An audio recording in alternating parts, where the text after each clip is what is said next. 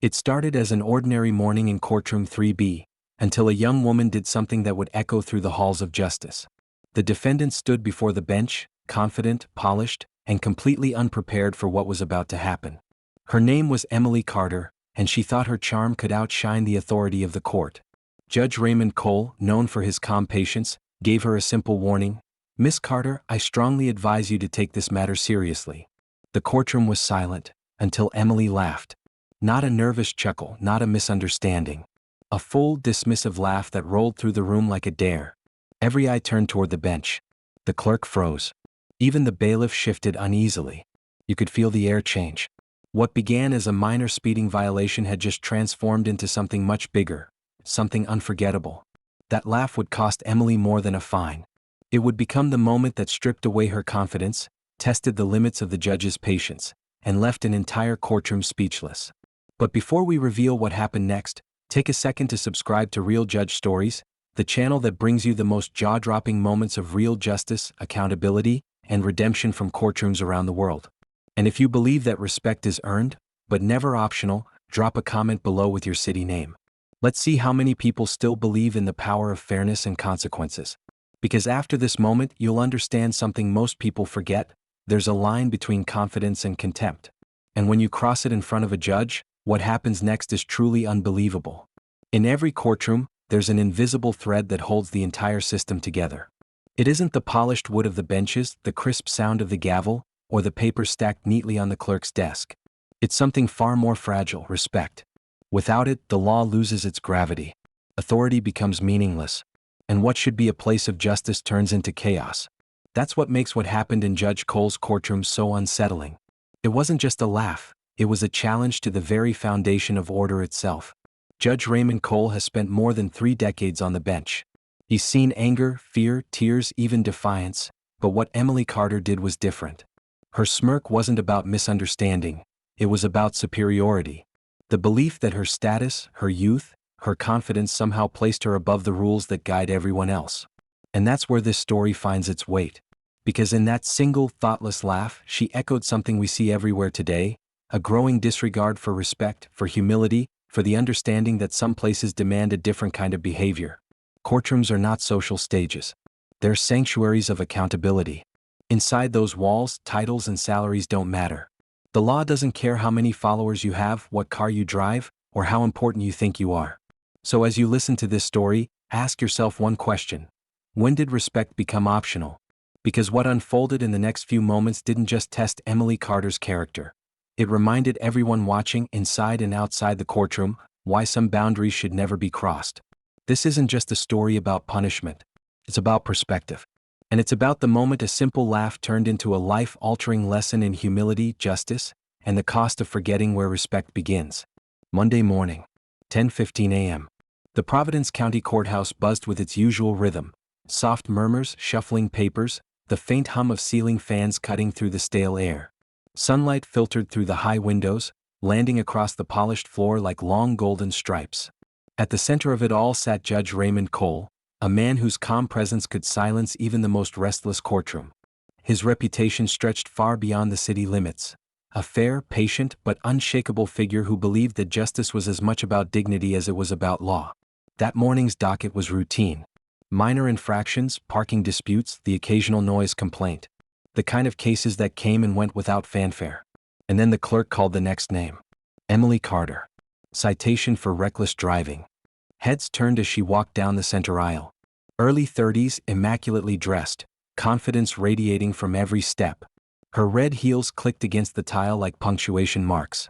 In one hand she carried a designer purse, in the other, a phone she couldn't stop glancing at, even as she stood before the bench. "Good morning, Miss Carter," Judge Cole said, looking up from his notes with a polite nod. "You've been cited for driving 58 miles per hour in a 35 zone." Emily adjusted her blazer, flashed a polite but forced smile. "Good morning, Your Honor." "Yes, that's correct. But it was early, no traffic, and honestly, the speed limit there is outdated." The judge folded his hands. "Outdated or not, the law is the law. You understand the citation carries a fine and possible points on your license." Emily sighed lightly. "I understand, but I also think it's ridiculous. I wasn't putting anyone in danger. Maybe the officer should have been catching real criminals." The comment hung in the air like a cold draft. A few quiet murmurs rippled through the room. The judge didn't flinch. "Miss Carter," he said evenly, "we're not here to debate police policy. We're here to address your citation." She nodded, but her body language betrayed her thoughts. Crossed arms, shifting weight, that faint, dismissive smirk. Her posture wasn't that of someone in trouble, it was someone inconvenienced. As the exchange continued, courtroom regulars, clerks, lawyers, even the bailiff, could sense the tension building beneath the surface. It wasn't open hostility, not yet. But it was the kind of quiet friction that precedes a spark. The judge leaned back slightly, his voice calm but edged with warning. "Miss Carter, the law doesn't bend for convenience. It requires respect even when you disagree with it." Emily tilted her head, eyebrows raised. "With respect, Your Honor, I think sometimes authority can get a little carried away." That earned her a few surprised looks. Even she seemed to enjoy the reaction. Her lips curled into a small, proud grin. Judge Cole took a deliberate pause before replying. "Let me offer you a bit of advice," he said softly. "Court is not the place for pride. It's the place for honesty and humility. I would strongly suggest you remember that." She smiled again, this time wider, sharper. "Noted, Your Honor." It was in that smile that the entire courtroom sensed something inevitable coming. The calm before the storm. The kind of arrogance that always meets its match, especially in front of a man who spent 30 years teaching people the difference between assertiveness and disrespect. Outside, the courthouse bell tolled once for 10:30. Inside, the air tightened just a little more. Because in a few minutes, that smirk would vanish. The confidence would crumble. And the same woman who now stood amused before the bench would soon realize that even laughter has consequences when it echoes in the wrong room. Judge Cole flipped through the citation papers slowly, the rustle of each page sounding louder than it should have in the quiet courtroom. Emily stood there, arms folded, tapping her manicured nails against her purse with restless impatience. The judge could sense it. Her confidence was starting to slip into something sharper, contempt. "Miss Carter," he said evenly, "I see here that the officer's report notes you were driving well above the posted limit. Do you dispute that?" Emily shrugged. "I don't dispute it, Your Honor. But it's a stretch to call it reckless. I was driving safely. I have over 10 years of spotless driving history." Judge Cole nodded. "I appreciate that. However, the report also says that when the officer approached your vehicle, you refused to provide your license at first. Is that correct?" Her lips tightened. "I asked why I was being stopped. I didn't refuse anything." He looked down again. "According to Officer Dunham, your exact words were..." He adjusted his glasses and read slowly, "I don't have time for this nonsense, I'm late for work." Emily's chin lifted slightly, her tone defensive. "That's not contempt, Your Honor, that's honesty. I was late." The judge leaned forward. "There's a difference between honesty and disrespect, Miss Carter." Her smile was faint but defiant. "With respect, Your Honor, I think sometimes authority reads confidence as disrespect." The tension was now unmistakable. A quiet chuckle from the back row broke the silence, then faded when Judge Cole's eyes swept the gallery. He turned back to Emily. "I'm going to give you an opportunity," he said carefully. "Take responsibility, pay the reduced fine, and this matter is closed. No lecture, no further penalty. Just acknowledge the mistake." She hesitated, glanced toward the gallery, then back at him. "So if I pretend to be sorry, I get out of here faster? That's what you're saying?" You could feel the collective intake of breath. A few people shifted in their seats, even the clerk's eyes widened. The judge's tone hardened, though his words remained calm. "No, Miss Carter. I'm saying that accountability is not a performance, it's a principle. And this courtroom expects it." She laughed lightly under her breath, a short, dismissive sound. "You make it sound so dramatic. It's just a ticket." Judge Cole's expression remained still, but his voice carried quiet authority. "Perhaps to you, Miss Carter.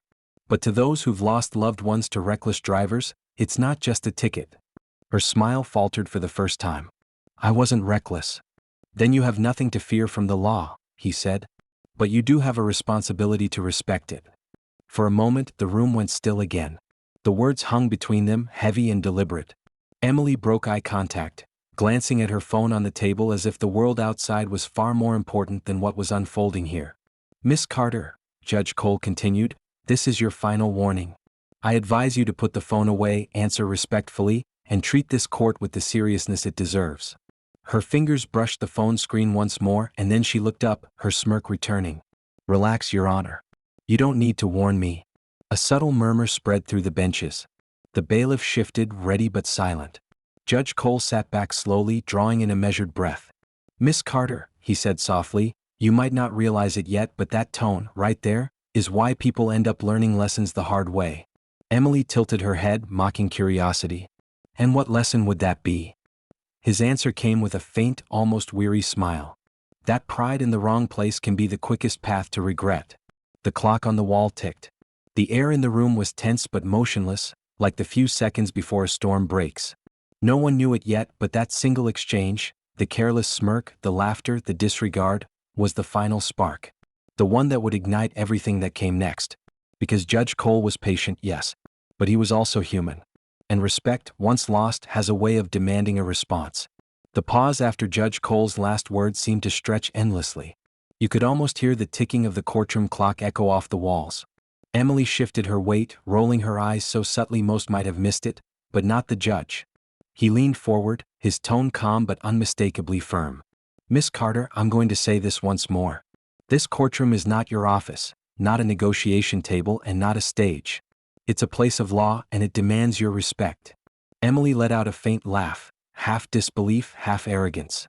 Your Honor, with all due respect, I think you're taking this a bit too personally. A ripple of sound, half gasp, half nervous laughter, spread through the benches. The bailiff's hand tightened around his belt. Judge Cole's gaze didn't move from her face. Too personally? He repeated slowly. You believe a reminder about respect is personal? Her voice sharpened. I believe I have a right to speak my mind. Isn't that what free speech is about? Free speech, Judge Cole said evenly, doesn't protect contempt in a courtroom. She shrugged, smirking. Well, it should. That was the moment it happened, so fast and so quiet that at first people weren't sure they'd seen it. Emily gave a short, mocking laugh under her breath, turned slightly to the side and shook her head. It was small, dismissive, but loud enough in tone to feel like a slap. Judge Cole's expression didn't change, but the energy in the room shifted. Every person sitting there felt it, the instant where patience had run out. He took off his glasses, set them carefully on the bench, and spoke in a voice that carried through every corner of the courtroom. Miss Carter, he said, calm but cold, stand up straight. Her smirk vanished. You were given every opportunity to show respect to this court, he continued.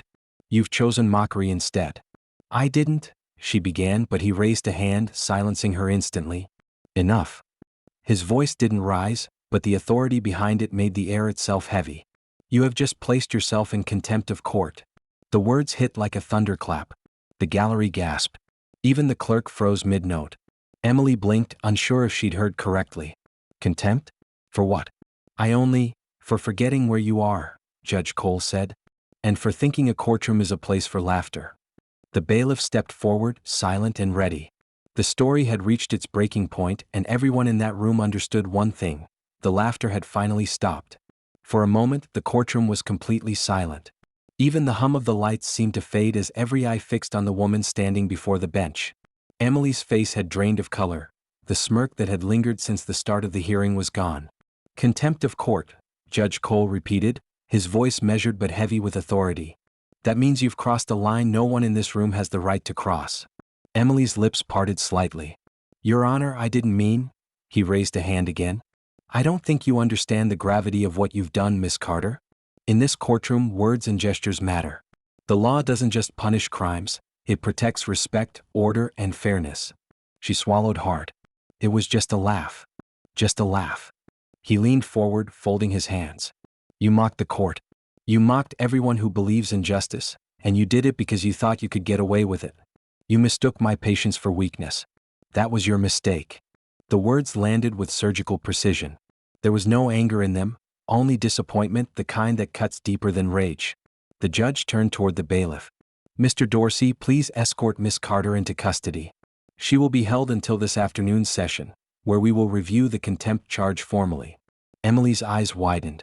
Wait, you can't be serious. Custody? For a laugh.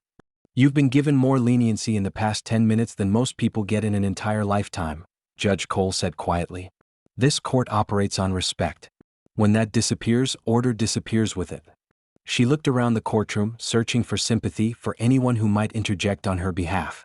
No one did. The clerk avoided her eyes. The spectators sat perfectly still. The only sound was the steady tap of the bailiff's shoes as he stepped closer. "Your Honor, please," Emily said quickly, panic finally surfacing in her voice. "I was nervous. I didn't mean to disrespect you." "Then this will be an opportunity," Judge Cole replied evenly. "A chance to think about why that laugh came so easily and why respect came so hard." Her shoulders slumped. The arrogance was gone now, replaced by something unfamiliar, humility. It came too late, but it had finally arrived. The bailiff gestured gently toward the side door. Emily hesitated, eyes welling with tears. "I can't go to jail," she whispered. Judge Cole's tone softened slightly. "Miss Carter, what happens next is up to you. Contempt doesn't have to define you, but it will follow you until you learn from it. You have the power to decide what kind of person walks out of here when this is over." As the bailiff led her toward the holding area, the courtroom remained frozen in silence. Even those who'd come for unrelated cases sat motionless, struck by what they'd just witnessed. The young woman who had walked into the courtroom laughing was leaving it in tears, and for once, everyone understood that the punishment wasn't about pride or power. It was about principle.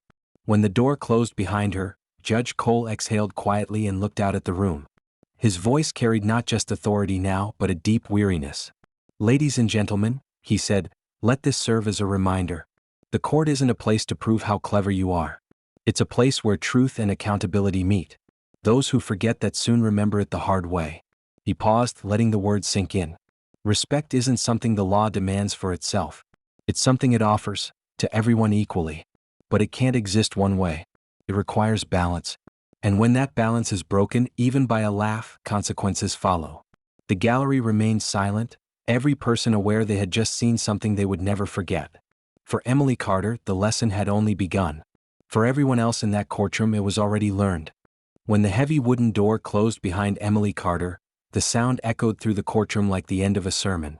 For a few seconds, nobody moved. The spectators, who had been frozen in disbelief, slowly began to exhale. Judge Cole removed his glasses, resting them beside the stack of files. His eyes swept over the gallery. "If anyone here doubts the importance of respect," he said quietly, "what you've just seen should be lesson enough." A murmur ran through the benches, soft, uncertain, almost reverent. From the back row, an older man stood up. His back was slightly bent with age, his gray hair neatly combed. "Your Honor," he said, voice trembling but clear, "I just want to say, that was the right thing to do." Judge Cole nodded. "Please state your name for the record." "Robert Lanning," the man said. "Retired teacher. I've been coming to this courthouse for 40 years, paying parking tickets and watching hearings. I've seen people talk back, argue, shout even, but I've never seen someone laugh at a judge. That woman needed that lesson." The judge inclined his head respectfully. "Thank you, Mr. Lanning." Before he could continue, another voice rose from the middle row, a middle-aged woman in a navy cardigan. "Your Honor, I teach high school," she said. "You wouldn't believe how often I see that same attitude, kids who think rules don't apply to them. Maybe if more people saw what happened here today, they'd understand that actions have consequences." Judge Cole looked at her, thoughtful. "That's the hope, ma'am. The law isn't here to scare people. It's here to remind them that fairness requires boundaries." A young man seated near the aisle raised his hand hesitantly. "Your Honor, with respect," he said, "I always thought contempt of court sounded like an old-fashioned idea. But now I get it. If people can mock the court and walk away, then none of this means anything." The judge gave a small, approving nod. "You're right. Contempt isn't about ego, it's about protecting the very idea of justice. The moment people stop respecting the process stops working." The gallery fell silent again.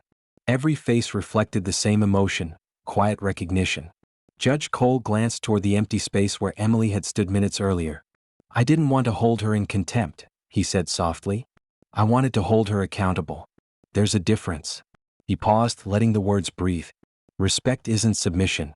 It's acknowledgement that we share a system bigger than ourselves. It's what keeps the law human." The older man in the back nodded again. "Maybe that's the problem, Your Honor," he said.